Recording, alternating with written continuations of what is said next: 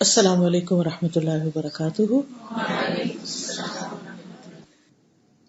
نحمده ونصلی علی رسوله الکریم، اما بعد فاعوذ باللہ من الشیطان الرجیم، بسم اللہ الرحمن الرحیم، رب اشرح لی صدری ویسر لی امری واحلل عقدۃ من لسانی یفقہوا قولی۔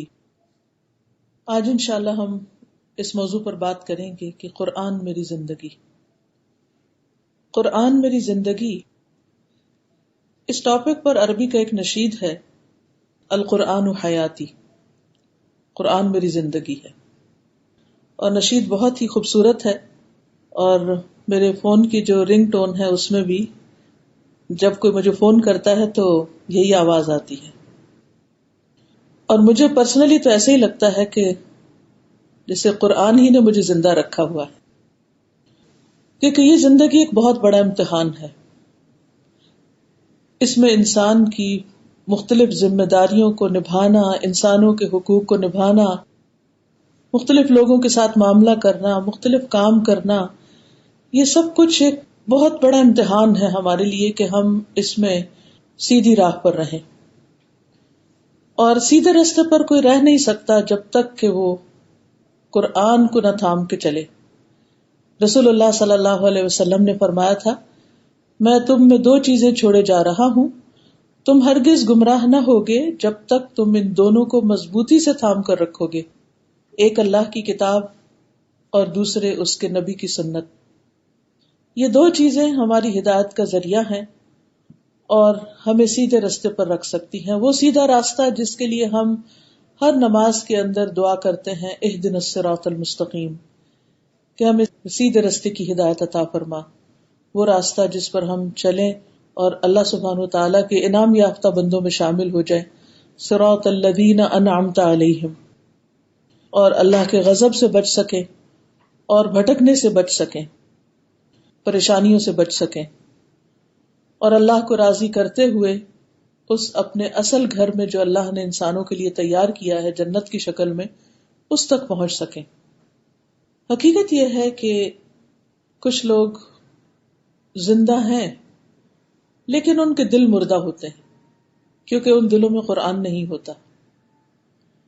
اسی طرح کچھ لوگ بظاہر مر جاتے ہیں، دنیا سے چلے جاتے ہیں، لیکن وہ لوگوں کے دلوں میں زندہ رہتے ہیں، اور وہ دین ہی کی وجہ سے، ایمان کی وجہ سے۔ صحابہ کرام کے بارے میں جب ہم پڑھتے ہیں، سنتے ہیں، تو ہمارے دل ان کی محبت سے بھر جاتے، ہمارے دلوں میں ایک خاص قسم کی خوشی پیدا ہوتی، ہم اپنے آپ کو ان سے کنیکٹ کر سکتے ہیں۔ کیوں؟ آخر کس وجہ سے؟ ہمارا ان سے کیا رشتہ ہے؟ ہم تو ان کی قوم میں سے بھی نہیں، ہم تو ان کے رشتہ دار بھی نہیں، ہم تو شاید ان کی اولاد میں سے بھی نہیں، پھر وہ محبت کی وجہ، وہ احترام کی، عقیدت کی، ہمارے دلوں کے اندر ایک خاص کیفیت پیدا ہو جاتی ہے جب ہم ان کے تذکرے پڑھتے ہیں۔ تو اس کی بنیادی وجہ کیا ہے؟ اس کی بنیادی وجہ یہی ہے کہ وہ اللہ کے انعام یافتہ بندوں میں سے تھے، اس سیدھے راستے پر چلنے والے تھے، جنہوں نے قرآن کو تھام کر رکھا، نبی صلی اللہ علیہ وسلم کی سنت پر خوشی سے عمل کیا، آپ کا ساتھ دیا، آپ کی مدد کی، اور آپ کے لائے ہوئے دین کو آگے دنیا تک پہنچایا، اور اس کے لیے کسی بھی چیز کی پرواہ نہیں کی، نہ اپنے جان کی، نہ مال کی، نہ اولاد کی، آپ کو اور آپ کے پیغام کو ہر چیز سے آگے رکھا، اور یہی ان کے مومن ہونے کی بھی دلیل ہے۔ تو آج ہم بھی مسلمان ہیں، ہم بھی آپ کی امت میں سے ہیں، ہم بھی چاہتے ہیں کہ قیامت کے دن آپ ہماری شفاعت کریں، ہم چاہتے ہیں کہ ہم قیامت کے دن آپ کے ساتھ اٹھائے جائیں، آپ کے ہاتھوں حوض کوثر سے پانی پلائے جائیں، جنت میں ہم آپ سے ملاقات کر سکیں، آپ کے قریب ہو سکیں۔ تو اس کے لیے ضروری ہے کہ ہم آپ کے لائے ہوئے پیغام کو تھام لیں۔ اللہ سبحانہ وتعالیٰ نے ہم سب پر احسان کیا رسول اللہ صلی اللہ علیہ وسلم کو بھیج کر۔ اللہ تعالیٰ فرماتے ہیں، لقد من اللہ علی المؤمنین، البتہ تحقیق اللہ نے مومنوں پر احسان کیا ہے۔ اللہ تعالیٰ خود اس کو احسان بتاتے ہیں، لقد من اللہ علی المؤمنین اذ بعث فیہم رسولا منہم، جب ان کے اندر انہی میں سے ایک رسول بھیجا، یعنی انسانوں میں سے، اور خود عربوں کے لیے خود ان کی قوم میں سے. لیکن یہ احسان کیا ہے؟ یہ احسان یہ ہے کہ انہوں نے ہمیں 4 چیزیں دی، جس کا ذکر سورۃ البقرہ کی اس آیت میں بھی آتا ہے، کما ارسلنا فیکم رسولا منکم یتلو علیکم آیاتنا ویزکیکم ویعلمکم الکتاب والحکمت ویعلمکم ما لم تکونوا تعلمون. جس طرح ہم نے تم میں ایک رسول تمہیں میں سے بھیجا جو تم پر ہماری آیات پڑھتا ہے، تمہیں پاک کرتا ہے، تمہیں کتاب اور حکمت سکھاتا ہے، اور تمہیں وہ کچھ سکھاتا ہے جو تم نہیں جانتے تھے. اور ایک حقیقت ہے کہ اللہ کے رسول صلی اللہ علیہ وسلم نے ہمیں وہ کچھ سکھایا جو ہم کسی اور طریقے سے جان سکتے ہی نہیں تھے، کیونکہ آپ کے علم کا سورس وحی الہی ہے. یہ علم کہیں اور سے حاصل نہیں ہو سکتا. یہ حکمت کی باتیں، یہ کتاب، یہ اللہ کا کلام، یہ اللہ کا پیغام ہم کسی اور ذریعے سے حاصل کر ہی نہیں سکتے. تو یہ اللہ تعالیٰ کا ہم سب پر بہت بڑا احسان ہے، اور یہ احسان اس شکل میں کہ اس نے ہمیں رسول اللہ صلی اللہ علیہ وسلم کے ذریعے اپنے کلام کی تعلیم دی. انہوں نے یہ کلام پڑھ کر سنایا اپنے ساتھیوں کو، اور پھر انہوں نے آگے کی جنریشن کو، اور پھر اس کے بعد ہوتے ہوتے آج یہ کلام ہمارے تک پہنچا. اس کی تعلیم اور پھر حکمت یعنی نبی صلی اللہ علیہ وسلم کی سنت کی تعلیم، اور پھر آپ کا جو تعلیم اور تربیت کا طریقہ تھا اور جو انسانوں کے اخلاق کو سنوارنے کا طریقہ تھا، وہ یزکیکم، تزکیہ. یعنی دین کی تعلیم صرف یہی نہیں ہے کہ انسان کی تجوید اچھی ہو جائے، یا یہ کہ اس کو قرآن کا ترجمہ آ جائے، یا یہ کہ اس کو حدیثیں بہت سی یاد ہو جائیں، بلکہ اس کے ساتھ ساتھ آپ دیکھیے کتنی بیلنسڈ اپروچ ہے. وہ یزکیکم، کہ وہ تمہارا تزکیہ بھی کرتا ہے. جیسے کہ ایک اور حدیث میں بھی آتا ہے کہ انما بعثت لاتمم مکارم الاخلاق، کہ میں اس لیے بھیجا گیا ہوں کہ عمدہ اخلاق کی تکمیل کر دوں، یعنی بہترین اخلاق سکھاؤں. اور رسول اللہ صلی اللہ علیہ وسلم نے ہمیں سکھایا. تو اس لیے ہم سب کچھ بھی ہوں، کسی بھی کیپیسٹی میں، کچھ بھی پڑھے ہوئے، کسی بھی مقام پر، ہمارے لیے لازم ہے کہ اگر ہم اپنے آپ کو سنوارنا چاہتے ہیں، ہم اپنا تزکیہ کرنا چاہتے ہیں، ہم حکمت کی باتیں سیکھنا چاہتے ہیں، تو ہم کیا پڑھیں؟ قرآن کو پڑھیں، سنت کو پڑھیں. میں دیکھ رہی تھی کہ اس وقت دنیا میں سب سے زیادہ جن کتابوں کی ڈیمانڈ ہے، جو بیسٹ سیلرز شمار ہوتی ہیں، وہ عام طور پر وہ کتابیں ہیں جس میں انسانوں کی پرسنل گرومنگ کی جاتی ہے، یا ان کو یعنی ایک بہترین انسان بننے کے طریقے ان کو سکھائے جاتے ہیں، یا ان کے ساتھ مختلف لوگوں کی وزڈم شیئر کی جاتی ہے. آپ دیکھیے کہ آپ ہی کے ایک انڈیا کے ہیں جن کا نام شرما آتا ہے، ساتھ پورا نام نہیں مجھے یاد اس وقت، ان کی شاید 8 کتابیں جو ہیں وہ ملینز میں تقسیم ہوئی ہیں اور ملینز میں خریدی گئی ہیں، بیسٹ سیلر ہے. ایک ایک کتاب کئی ملین کے طور پر چھپتی ہے. تو میں دیکھ رہی تھی ایک کتاب کسی نے مجھے ان کی دی، تو میں اس کو پڑھ کر دیکھ رہی تھی کہ آخر اس کتاب میں کیا ہے کہ اتنے ملین یہ کتاب بکی ہے. تو مجھے یہی احساس ہوا کہ لوگوں کے اندر اچھی باتیں جاننے کا شوق ہے، لوگوں کے اندر اچھی کتابیں پڑھنے کا اور حکمت کی باتیں جاننے کا شوق ہے. لیکن جب میں نے اس کتاب کے کچھ چیپٹرز پڑھے تو میں نے دیکھا کہ کتاب کا سورس مختلف فلاسفرز ہیں، مختلف دنیا کے جو اچھے سوچنے والے اچھے تھنکرز ہیں، ان کے کوٹیشنز ہیں، اور ان کی کتابیں پڑھ پڑھ کر انہوں نے ایک نئے انداز میں یہ کتاب لکھی ہے. جہاں مجھے ایک طرف اس بات کا احساس ہوا کہ لوگوں کے اندر اتنی پیاس ہے کہ ان کو خیر کی بات پتہ چلے، دوسری طرف اس بات پر بہت افسوس بھی ہوا کہ کسی مسلمان نے آج تک ایسی کتابیں نہیں لکھی کہ جو قرآن اور سنت کی حکمت پر مبنی ہو، جو عام لوگوں کے فہم اور عام لوگوں کی سمجھ کے مطابق ہو، اور پھر وہ بھی ملینز میں بکیں. ہماری دینی کتابیں زیادہ سے زیادہ کتنی بکتی؟ اول تو چھاپتے ہی کم ہیں، اور اگر چھاپ بیٹھے تو ان کو کوئی خریدنے والا نہیں ہوتا، اور پھر وہ ہم فری ایک دوسرے کو بانٹتے رہتے ہیں کہ کسی طرح لوگ لے لیں. بنیادی وجہ کیا ہے؟ کیونکہ ہم نے اپنے دین کو اس طرح پریزنٹ نہیں کیا. کیوں نہیں کیا؟ کیونکہ ہمارا جو پڑھا لکھا طبقہ ہے، جو ذہین طبقہ ہے، جو علم رکھنے والا طبقہ ہے، اس نے اپنے ٹیلنٹ کو کیش کیا ہے، اپنے محنت اور اپنی ساری کوششوں کو دنیا کے پیچھے لگا دیا، جس کے نتیجے میں ان کی دنیا کی زندگی تو آسان ہو گئی، لیکن آخرت کے بارے میں کم ہی سوچا. ایک ایک ڈگری کرنے میں کئی کئی سال چاہیے ہوتے ہیں، اور پھر صرف یہ نہیں کہ آپ ایک ڈگری کر کے پھر بیٹھ جاتے ہیں. آپ کو ہمیشہ اس علم کے ساتھ، اگر آپ اچھے پروفیشن میں ہیں تو آپ کو ساتھ ساتھ اپڈیٹ کرنا پڑتا ہے اپنے آپ کو. لیکن افسوس یہ کہ ہم میں سے بہت کم لوگوں نے قرآن کے ساتھ، حکمت کے ساتھ، اللہ سبحانہ وتعالیٰ کے بھیجے ہوئے اس علم کے ساتھ وہ وقت نہیں لگایا، اس کے ساتھ وہ کوشش نہیں کی، اس کو دنیا کے سامنے اس شکل میں پریزنٹ نہیں کیا کہ واقعی ہم بیسٹ سیلرز ہو جائیں. یعنی اپنے دین کو لوگوں تک لے جانے میں، یعنی اس کا مطلب یہ نہیں کہ ہم دین بیچنے والے بن جائیں، مطلب یہ ہے کہ ہم دین کو اس شکل میں آگے لے کر جائیں کہ واقعی لوگ اس کو اپنی ضرورت سمجھ کر اپنا لیں.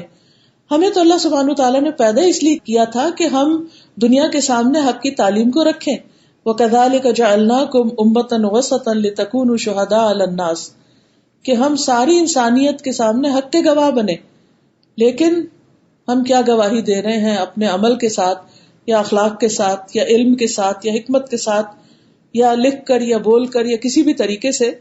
تو یہ ہم سب کا فریضہ بنتا ہے کہ ہمارے پاس جو اتنا بڑا حکمت کا خزانہ ہے اس کو ہم خود بھی پڑھیں، اس کے ساتھ اپنی زندگی گزاریں. یہ نہیں کہ صرف ایک کورس کر لیں یا صرف ایک کچھ کلاسز اٹینڈ کر لیں، نہیں، اس کو اپنی زندگی کا ایک ایسا ہی حصہ بنا لیں جیسے ہم نے کھانے پینے کو اور باقی چیزوں کو اپنی زندگی کا حصہ سمجھ رکھا ہے. کیونکہ یہی وہ کتاب ہے جس کی وجہ سے انسان اللہ تعالیٰ کو پہچانتا ہے. اللہ کی معرفت، اللہ کی پہچان اس کے بغیر ہو ہی نہیں سکتی. قرآن مجید میں آتا ہے انما یخشی اللہ من عبادہ العلماء ان اللہ عزیز غفور. اس کے بندوں میں سے، یعنی اللہ سے، تو اس کے بندوں میں سے صرف علم والے ہی ڈرتے ہیں. کسی کا ڈر کب ہوتا ہے؟ صرف اس وقت ڈر ہوتا ہے جب انسان اس کی قوت اور قدرت کو پہچانتا ہے. تو آج لوگوں کے دلوں میں اللہ کا ڈر کیوں نہیں؟ کیوں غلط کام کرتے؟ اور خصوصاً اپنی تنہائی میں اس لیے کرتے ہیں کیونکہ اللہ کو پہچانتے نہیں. تو جب انسان اللہ کو پہچانتا ہے تو پھر اللہ سے ڈرتا بھی ہے، اور جب انسان اللہ سے ڈرتا ہے تو سب کے سامنے بھی اور تنہائی میں اکیلے بھی وہ کام کرتا ہے جس سے اللہ سبحانہ وتعالی راضی ہو جائے. سورۃ فاطر میں اللہ تعالیٰ فرماتے ہیں ان الذین یتلون کتاب اللہ واقاموا الصلاۃ وانفقوا مما رزقناہم سرا وعلانیۃ یرجون تجارتا لن تبور. بے شک جو لوگ اللہ کی کتاب پڑھتے ہیں اور نماز قائم کی انہوں نے، یعنی پڑھنے کے بعد پھر عمل بھی کیا، وَأَنفَقُوا مِمَّا رَزَقْنَاهُمْ، اور جو کچھ ہم نے انہیں دیا اس میں سے انہوں نے خرچ کیا، سرًا وعلانیةً، چھپا کے بھی اور ظاہر کر کے بھی، یرجون تجارتا لن تبور، وہ ایک ایسی تجارت کی امید رکھتے ہیں جو کبھی بھی برباد نہ ہوگی. آپ دیکھیں دنیا میں کوئی بھی بڑے سے بڑا بزنس کر لو تو اس کا انجام کیا ہوتا ہے، نتیجہ کیا نکلتا ہے؟ کچھ عرصے کے بعد آہستہ آہستہ وہ ختم ہو جاتا ہے. بہترین سے بہترین ٹیکنالوجی obsolete ہو جاتی ہے، نئے نئے ٹرینڈز آ جاتے ہیں.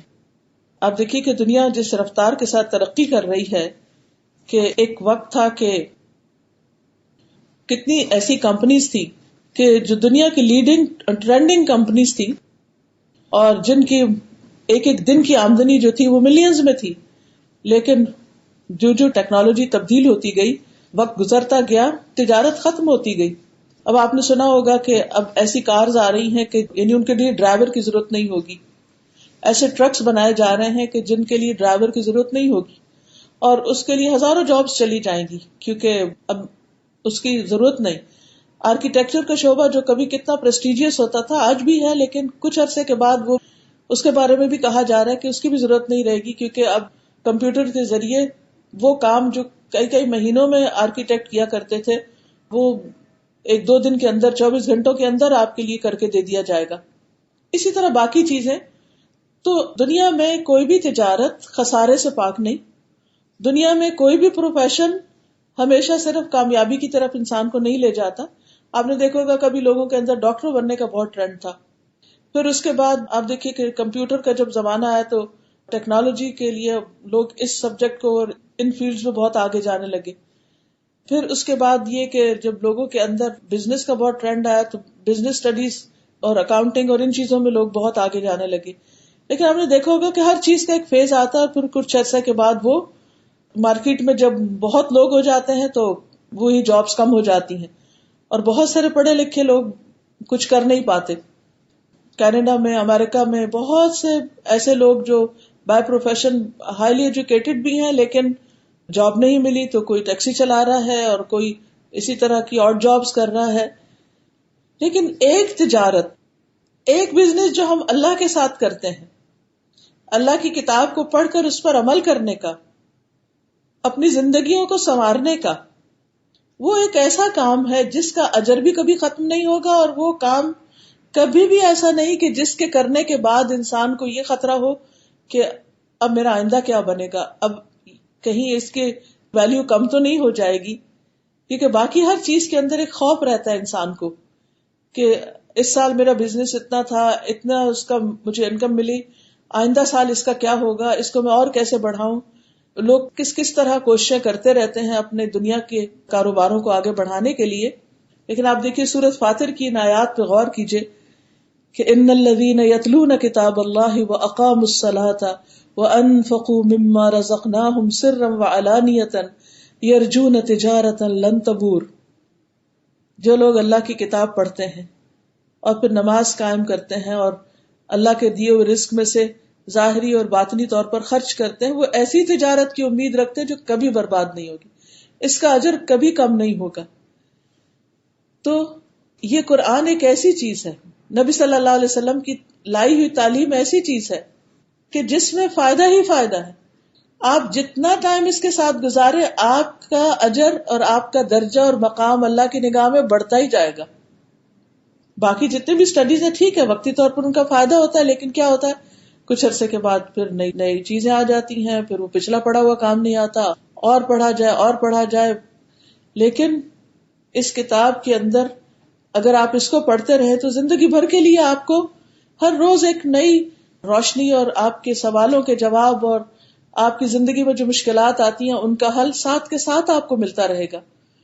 اور پھر سب سے بڑی بات یہ ہے کہ اس کتاب کو پڑھ کر انسان کا ایمان بڑھتا ہے, اللہ سے محبت بڑھتی, اللہ کا قرب بڑھتا ہے. اور جب اللہ کا قرب بڑھتا ہے انسان کی زندگی میں, جب اللہ تعالیٰ کی پہچان ہوتی ہے تو سارے غم دور ہو جاتے ہیں. اب دیکھیے ہر چیز آؤٹ ڈیٹڈ ہو جاتی ہے, لیکن اللہ کی ذات وہ کبھی بھی قدیم نہیں ہو سکتی, کبھی پرانی نہیں ہو سکتی, کبھی ختم نہیں ہو سکتی. ہر چیز ختم ہونے والی, جو چاہے آپ اکٹھا کر لیں, جس چیز سے محبت ہے اس کو جمع کر لیں, لیکن وہ ہمیشہ ساتھ نہیں رہے گی. نہ مال, نہ اولاد, نہ ہمارے گھر بار, اور نہ یہ رونقیں, اور نہ یہ دنیا کی زینت, سب کچھ جانے والا ہے. لیکن اگر اللہ کا ساتھ ہے, اس کی کتاب کا ساتھ ہے, تو یہ وہ واحد چیز ہے کہ جو کبھی بھی آپ کو چھوڑے گی نہیں. اس کو دوست بنا لیجئے, اس کو پکڑ لیجئے اور ساری زندگی کے لیے پکڑ لیجئے, پھر آپ دیکھیں کہ زندگی کتنی خوشگوار ہوتی ہے. کیونکہ جو انسان قرآن پڑھتا ہے انسان کا ایمان بڑھتا جاتا ہے. اللہ سبحانہ وتعالیٰ سورۃ الانفال میں فرماتے ہیں انما المؤمنون الذین اذا ذکر اللہ وجلت قلوبہم وَإِذَا تُلِيَتْ عَلَيْهِمْ آيَاتُهُ زَادَتْهُمْ إِيمَانًا وَعَلَى رَبِّهِمْ يَتَوَكَّلُونَ. سچے مومن تو وہ ہیں کہ جب ان کے سامنے اللہ کا ذکر کیا جائے تو ان کے دل کانپ اٹھتے ہیں, ان کے دل ہل کر رہ جاتے ہیں, اور جب اللہ کی آیات انہیں سنائی جائے تو ان کا ایمان بڑھ جاتا ہے اور وہ اپنے رب پر بھروسہ کرتے ہیں. یاد رکھیے کہ دین کا کام ہو, دنیا کا کام ہو, جب تک انسان اللہ پر بھروسہ نہیں کرتا آگے نہیں بڑھ سکتا. جندب بن عبداللہ کہتے ہیں کہ ہم نے ایمان سیکھا، پھر ہم نے قرآن سیکھا جس سے ہمارے ایمان میں اضافہ ہوا. یعنی انسان ایمان لاتا ہے، لیکن اس ایمان کو کیا چیز نرش کرتی ہے، کیا چیز اس کو بڑھاتی ہے، اس کے پھل پھول کیسے آتے ہیں، وہ قرآن کے ذریعے آتے ہیں. ورنہ حدیث میں آتا ہے کہ ایمان بھی پیٹوں میں ایسے پرانا ہو جاتا ہے جیسے کپڑا پرانا ہو جاتا ہے.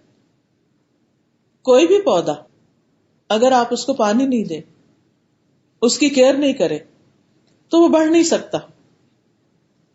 آپ نے لا الہ الا اللہ پڑھا، آپ مسلمان گھرانے میں پیدا ہوئے، آپ روٹین میں نماز روزہ بھی کر رہے ہیں، لیکن آپ نے دیکھا ہوگا کہ وہ ایسی روٹین بنتی ہے کہ وہ ایک بے روح سی ہو جاتی ہے. وہ عبادت بھی، اس عبادت میں بھی روح کس سے پڑتی؟ قرآن و سنت کے ساتھ تعلق رکھنے سے ہی پڑتی. قرآن کی تعلیم ہی کے ذریعے انسان اللہ کی صحیح عبادت کر سکتا ہے، کیونکہ انسان کو اللہ تعالی کی بات ماننے کے لیے بار بار یاد دہانی چاہیے ہوتی ہے. ہم ایک دفعہ اللہ کا حکم پڑھتے ہیں، پھر بھول جاتے ہیں، پھر دوبارہ ہم پڑھتے ہیں تو پھر یاد آتا او یہ کام بھی کرنا تھا.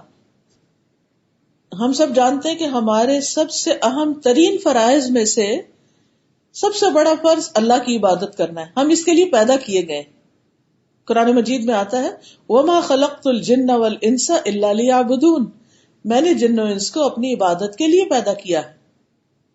تو جس نے مخلوق کو پیدا ہی اس لیے کیا ہے کہ وہ اس کی عبادت کرے، اور اسی کے لیے رسولوں کو بھیجا، اسی کے لیے کتابیں بھیجی اور بندوں کو اسی کا حکم دیا، تو پھر اگر بندے عبادت نہیں کریں گے اور یہ کام نہیں کریں گے تو کل جب اللہ کے سامنے جا کر کھڑے ہوں گے تو اس کو کیا جواب دیں گے؟ نہ وہ ہماری شکل و صورت دیکھتا ہے، نہ ہمارے مال دیکھتا ہے، نہ ہمارا سٹیٹس دیکھتا ہے. وہ کیا دیکھے گا کہ ہم کیا کر کے آئے ہیں، اور کیا یہ سب کچھ اس کے مطابق ہے جو میں نے بتایا تھا اور میں نے بھیجا تھا. اگر اس کے مطابق ہے تو ٹھیک، اور اگر اس کے مطابق نہیں تو پوری زندگی کے ایفرٹ بیکار. پھر یاد رکھیے کہ قرآن کی تعلیم ہی کی بدولت انسان کو سیدھے رستے کی طرف رہنمائی ملتی ہے. قرآن مجید میں اللہ تعالیٰ فرماتے سورۃ المائدہ میں یا اہل الکتاب قد جاءکم رسولنا یبین لکم کثیرا مما کنتم تخفون من الکتاب ویعفو عن کثیر قد جاءکم من اللہ نور وکتاب مبین یہدی بہ اللہ من اتبع رضوانہ سبل السلام ویخرجہم من الظلمات الی النور بإذنہ وَيَهْدِيهِمْ إِلَى صِرَاطٍ مُسْتَقِيمٍ. اے اہل کتاب، تمہارے پاس ہمارا رسول آ چکا ہے جو تمہاری ان بہت سی باتوں کی وضاحت کر دیتا ہے جو تم کتاب میں سے چھپا جاتے تھے، اور بہت سی باتوں کو چھوڑ بھی دیتا ہے.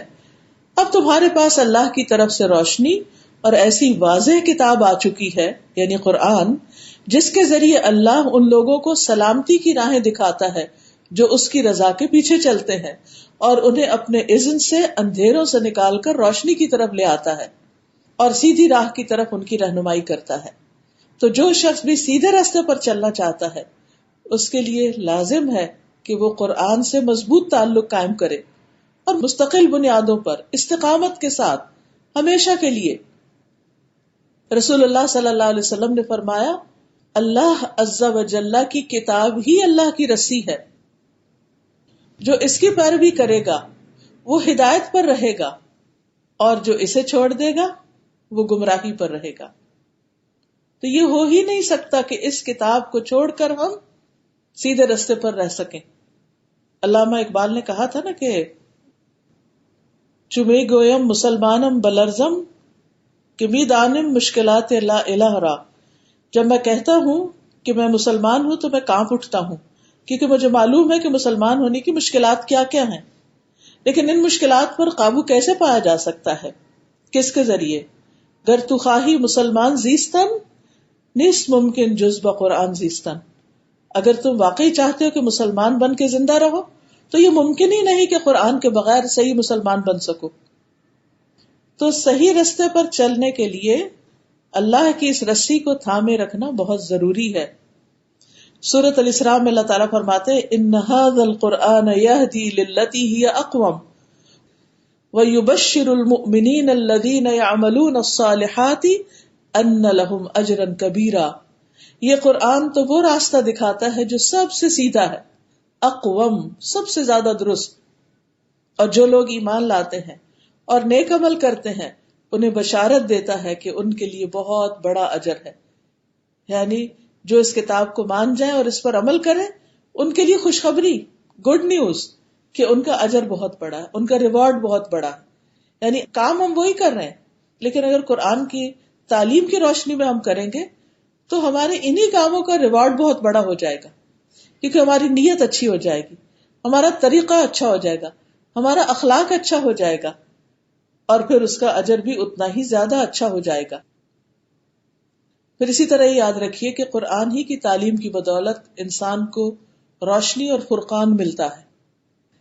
سورۃ الطلاق میں اللہ تعالیٰ فرماتے ہیں آیت 11 میں رسولا یتلو علیکم آیات اللہ مبینات لیخرج الذین آمنوا وعملوا الصالحات من الظلمات الی النور.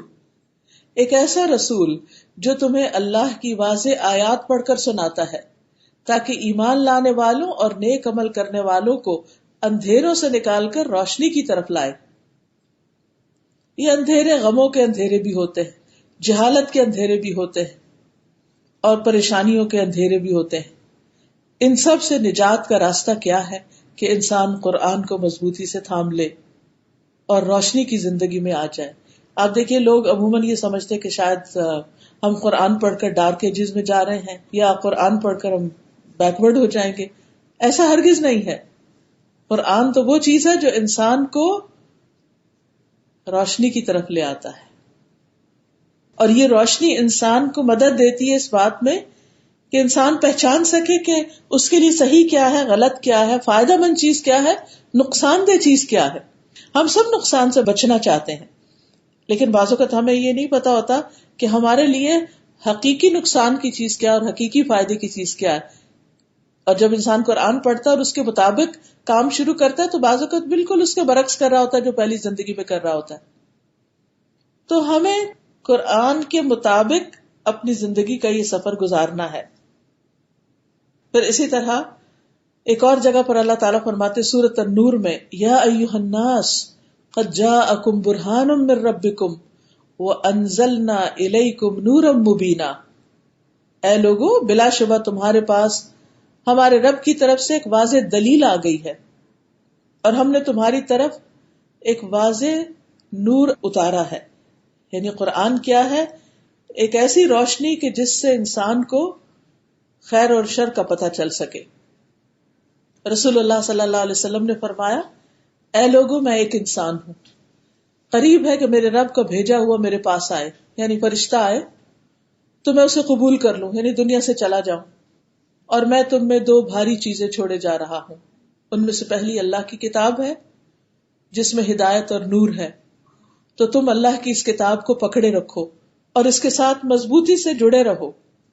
یعنی یہ نہیں کہ جب کوئی ٹائم ملا یا جب کوئی ہمارا موڈ بنا تو ہم پکڑ لیں، پڑھ لیں اور ویسے اس کو بہت عزت کے ساتھ، احترام کے ساتھ کہیں اوپر رکھ دیں. نہیں، یہ ہمارے ہاتھوں میں ہونی چاہیے، یہ ہمارے دلوں میں ہونی چاہیے. آپ نے فرمایا کہ اس کتاب کو پکڑے رکھو اور مضبوطی سے جڑے رکھو، یعنی زندگی کا کوئی دن اس کے بغیر نہ گزرے. اور آپ صلی اللہ علیہ وسلم نے اللہ کی کتاب پر بہت زور دیا اور اس کی خوب رغبت دلائی، لوگوں کو شوق دلایا کہ وہ اس کتاب کے ساتھ تعلق رکھیں. پھر اسی طرح اس قرآن کی تعلیم کی بدولت ہی انسان گمراہی سے بچ سکتا ہے، کیونکہ انسان کے ساتھ اس کا ایک دشمن لگا ہوا ہے جو 24/7 اس کے ساتھ ہے، اور وہ شیطان. اور شیطان کیا چاہتا ہے کہ انسان کو اللہ کے راستے سے ہٹا دے. لیکن انسان کیسے مضبوطی سے پھر اسی راستے پر رہتا ہے؟ جیسے آپ نے دیکھا ہوگا نا کہ کبھی کوئی تیز ہوا چلے یا کوئی ایسی چیز ہو کہ جس سے انسان اپنی جگہ پر قائم نہ رہ سکے، یا آپ کا بیلنس خراب ہونے لگے تو آپ کیا کرتے؟ کسی کو پکڑ لیتے ہیں، کوئی رسی پکڑ لی، کوئی پلر پکڑ لیا، کسی انسان کو تھام لیا، کسی نہ کسی چیز کا سہارا لیتے ہیں. تو پھر آپ گرتے نہیں. بالکل اسی طرح ہماری زندگی میں بہت سے ایسے واقعات، ایسی چیزیں آتی ہیں کہ جس سے ہمارا بیلنس خراب ہو جاتا ہے. پریشانیاں ہمیں ہلا کر رکھ دیتی ہیں، ہمیں سمجھ نہیں آتا کہ اب ہم کیا کریں، اور پھر اس وقت شیاطین خوب کام کر جاتے ہیں اور دوسرے رستوں کی طرف بلاتے ہیں. جیسے حدیث میں آتا ہے، سنن دارمی کی روایت ہے، عبداللہ فرماتے ہیں کہ سیدھے راستے پر آمد و رفت رہتی ہے، یہاں شیاطین آتے ہیں. یعنی جب انسان نیک راستہ بھی اختیار کرتا ہے تو بھی شیطان پیچھا نہیں چھوڑتا، اور بلند آواز سے کہتے ہیں اے اللہ کے بندے دوسرے راستے پر آ جاؤ. کبھی وہ انسانوں کے روپ میں آتے ہیں، کبھی کسی طرح کبھی کسی طرح. بس تم اللہ کی رسی کو مضبوطی سے تھام لو، بے شک اللہ کی رسی قرآن ہے. پھر یاد رکھیے کہ اسی کتاب کے ذریعے ہم گناہوں سے بچ سکتے ہیں. ابن تیمیہ کہتے ہیں کہ جب انسان قرآن پڑھتا ہے اور اس میں غور و فکر کرتا ہے تو یہ سب ان اسباب میں سے ایک مضبوط سبب ہے جو انسان کو نافرمانیوں سے، یعنی ساری نافرمانیوں سے یا بعض نافرمانیوں سے روک لینے والا ہوتا ہے. پھر اسی طرح یاد رکھیے کہ مرنے کے بعد جب ہم قبر میں جائیں گے اور ہم سے 3 سوال کیے جائیں گے تو ان سوالوں کا جواب بھی جب ہی دینا آئے گا جب ہم دنیا میں قرآن سے تعلق رکھیں گے. سنن نبی داؤد کی روایت ہے، رسول اللہ صلی اللہ علیہ وسلم نے فرمایا، میت کو دفنا کر جب لوگ واپس پیٹ پھیر کر جاتے ہیں تو میت ان کے قدموں کی آہٹ سنتی ہے، جبکہ اس سے یہ پوچھا جا رہا ہوتا ہے کہ اے فلاں یہ بتا تیرا رب کون ہے، تیرا دین کیا ہے، تیرا نبی کون ہے. فرمایا اس کے پاس 2 فرشتے آتے ہیں اور اسے اٹھا کے بٹھاتے ہیں اور اس سے پوچھتے ہیں من ربک، تو وہ کہتا ہے ربی اللہ، میرا رب اللہ ہے. وہ پوچھتے ما دینک، تو وہ کہتا ہے دینی الاسلام، میرا دین اسلام ہے. وہ اس سے پوچھتے ہیں ما ھذا الرجل الذی بعث فیکم، کہ وہ آدمی کون ہے جو تم میں بھیجا گیا تھا. وہ کہتا ہے ہوا رسول اللہ صلی اللہ علیہ وسلم، وہ اللہ کے رسول ہیں. وہ کہتے ہیں وما یدریک، تمہیں یہ باتیں پتہ کیسے چلی، کہاں سے تم نے جانا، یہ علم کہاں سے ہوا تمہیں. وہ کہتا ہے قرأت کتاب اللہ، میں نے اللہ کی کتاب پڑھی، فآمنت بہ وصدقت، میں اس پہ ایمان لایا اور اس کو سچ مانا، اس کی تصدیق کی. وہاں سے مجھے پتا چلا ہے کہ میرا رب کون ہے، میرا رسول کون ہے، میرا دین کیا ہے. تو اس لیے اگر ہم چاہتے ہیں کہ ہم مرنے کے بعد اپنی اگلی زندگی میں بھی کامیاب ہوں تو بہت ضروری ہے کہ ہم اس کتاب کو پڑھیں اور اس کے مطابق زندگی بسر کریں. اور خاص طور پر اگر ہم اس کو باقاعدہ پڑھنے کے لیے نکلتے ہیں، سیکھنے کے لیے ایڈمیشن لیتے ہیں، جا کر دوسرے ساتھیوں کے بیچ میں بیٹھ کر سیکھتے ہیں، تو اس کے اپنے ہی کچھ فائدے ہیں. ایک تو ایسی مجلس پر اللہ کی رحمت ہوتی ہے، فرشتے اس کو ڈھانپ لیتے ہیں. پھر یہ کہ ہم سب ایک دوسرے کے لیے سپورٹ بنتے ہیں. گھر میں بھی ہم سنتے رہتے ہیں لیکچرز، لیکن اکٹھے بیٹھ کے جب سنتے ہیں تو اس کا اثر ہی کچھ اور ہوتا ہے. پھر اس کے بعد یہ ہے کہ ہم جب اس راستے پر چلتے ہیں اور وہ علم کا راستہ ہوتا ہے تو اللہ تعالیٰ ایسے شخص کے لیے جنت کا راستہ آسان کر دیتے ہیں. اور پھر طالب علم کے لیے، ایسے سیکھنے والے کے لیے فرشتے اپنے پر بچھاتے ہیں، یعنی اس کو آنر دیتے ہیں، فرشتوں کا ساتھ ہوتا ہے. تو اس لیے اکٹھے ہو کر مل بیٹھ کر آپ اللہ کا ذکر کیجئے، سیکھیے، سکھائیے. ایسی جگہوں پر جائیے کہ جہاں پر آپ کو یہ سہولت فراہم کی جاتی ہو. اکیلے میں انسان پر کبھی کوئی آ جاتا ہے، کوئی مہمان آ جاتا ہے، پھر چھوٹ جاتا ہے، کوئی بیماری آ جاتی ہے، لیکن جب اس راستے کے دوسرے ساتھی ہوتے ہیں تو پھر وہ ایک دوسرے کو تھامے رکھتے ہیں، ایک دوسرے کے کام آتے ہیں، ایک دوسرے کی مدد کرتے ہیں. اچھا، ہمارے ہاں ایک کانسیپٹ یہ بھی ہے کہ یہ کام شاید صرف مردوں کے کرنے کا ہے، عورت کا نہیں ہے. عورت تو بس صرف گھر میں رہے. اچھی بات ہے، رہے، آرام کرے، مزے کرے، اچھے اچھے کھانے پکائے، کھائے، سوئے، اور جو بھی گھر کے کام کاج ہیں، پھر وقت بچے تو شاپنگ چلی جائے. عام طور پر لوگ ان چیزوں میں بڑے خوش رہتے ہیں. اور دنیا کے اب یہ شادی آ رہی ہے، اب یہ فلاں کی پارٹی آ رہی ہے، اب اس پر یہ پہننا ہے، یہ کھانا ہے، یہ بنانا ہے، گھر کو یوں سجانا ہے، اور ساری زندگیاں اسی میں گزر جاتی ہیں. لیکن آپ نے دیکھا ہوگا کہ پھر ہوتا کیا ہے، ان گھروں کا کیا ہوتا ہے. میں جب اپنی امی ابا کے گھر کے بارے میں سوچتی ہوں تو میں صرف سوچتی ہی رہ جاتی ہوں. ہم 12 بہن بھائی تھے اور ہمارے گھر میں اتنی چہل پہل ہوتی تھی، اتنی چہل پہل ہوتی تھی کہ کسی وقت بھی ایسا نہیں ہوتا تھا کہ کوئی خاموشی ہو. کوئی نہ کوئی آ رہا ہے، کوئی جا رہا ہے، کوئی کھا رہا ہے، کوئی پڑھ رہا ہے، کوئی کھیل رہا ہے، کوئی کچھ کر رہا ہے، کوئی کچھ کر رہا ہے. اور اسی طرح رشتے دار بھی آ رہے ہیں جا رہے ہیں. ہمارے گھر کا دروازہ صبح جو کھلتا تھا تو رات 10 بجے بند ہوتا تھا. ہر وقت کچھ نہ کچھ گہما گہمی. اور جب سب بہن بھائی پڑھنے چلے گئے، شادیاں ہو گئی ادھر ادھر، اس وقت جب جانے کا اتفاق ہوا تو اس قدر خاموشی گھر میں، ہمارے والدین کی زندگی میں ہی اس گھر میں اتنی خاموشی ہو گئی تھی کہ ایک طرح سے وحشت سی آتی تھی کہ یہ وہی گھر ہے.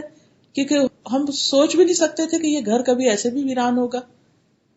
کہاں اس میں کلاسز ہو رہی ہیں، قرآن پڑھا جا رہا ہے، ہم سب بہن بھائی پڑھ رہے ہیں، صبح پڑھ رہے ہیں، شام پڑھ رہے ہیں، کوئی یہاں بیٹھ کے پڑھ رہا ہے، کوئی وہاں بیٹھ کے کچھ کر رہا ہے. خاموشی، کچھ بھی نہیں رہا. لیکن الحمدللہ میری والدہ جو ہیں ان کو اللہ نے پڑھنے کا شوق دیا، اور آج تک وہ باقاعدہ کلاسز میں جاتی ہیں، سیکھتی ہیں. ان کی عمر ماشاءاللہ 74-75 ہو گئی ہے، لیکن باقاعدہ وہ جا کر سیکھتی. حالانکہ گھر میں بھی وہ کیسٹ سن سکتی ہیں لیکن روزانہ جاتی ہیں، اور اس سے وہ اتنی خوش رہتی ہیں، کسی کے غم میں نہیں گل رہی، نہ کسی کو یاد کر رہی ہے، نہ کوئی انہیں ڈپریشن ہے، نہ کوئی پریشانی ہے. اپنا صبح اٹھتی ہیں، تیار ہوتی ہیں، کلاس میں جاتی ہیں، بیٹھتی ہیں، لوگوں سے ملتی جلتی ہیں. ینگ گرلز ہیں آس پاس بہت سی، کوئی ہنسا رہا ہے، کوئی کچھ کر رہا ہے، اور پھر واپس آتی ہیں، پھر اپنا کھایا پیا، پھر قرآن پڑھنے بیٹھ گئے. تو وہ بڑھاپا کتنا خوبصورت ہو جاتا ہے. ہمارے لیے بھی ایک تسلی خوشی کی بات ہوتی ہے کہ ہماری والدہ خوش ہیں، اور ان کے لیے بھی خوشی کی بات ہوتی ہے کہ وہ کسی کام میں لگی ہوئی. تو جو قرآن کے پڑھنے پڑھانے میں لگ جاتے ہیں وہ کبھی ریٹائر نہیں ہوتے، وہ زندگی کے آخری لمحے تک مصروف ہوتے ہیں، وہ غمزدہ نہیں ہوتے پھر، کیونکہ ان کی زندگی میں کرنے کا کوئی کام ہے. لیکن جب ہماری ساری زندگی صرف بچے، صرف گھر ہی رہ جاتا ہے اور کوئی اور کام نہیں ہم کرتے، تو جب بچے بڑے ہو کے چلے جاتے ہیں اور جب گھر کے کام ہم نہیں کر سکتے یا اپنا گھر ہی نہیں رہتا، تو پھر آپ دیکھیں زندگی بعض اوقات کتنی مزریبل ہو جاتی. کوئی اولاد کی ڈانٹے کھا رہا ہے، اور کوئی بہو کے تانے سن رہا ہے، اور کوئی کسی طرح پریشان اور غمگین ہے. ان سب چیزوں کا حل جو ہے وہ قرآن کے ساتھ جڑنے میں ہے.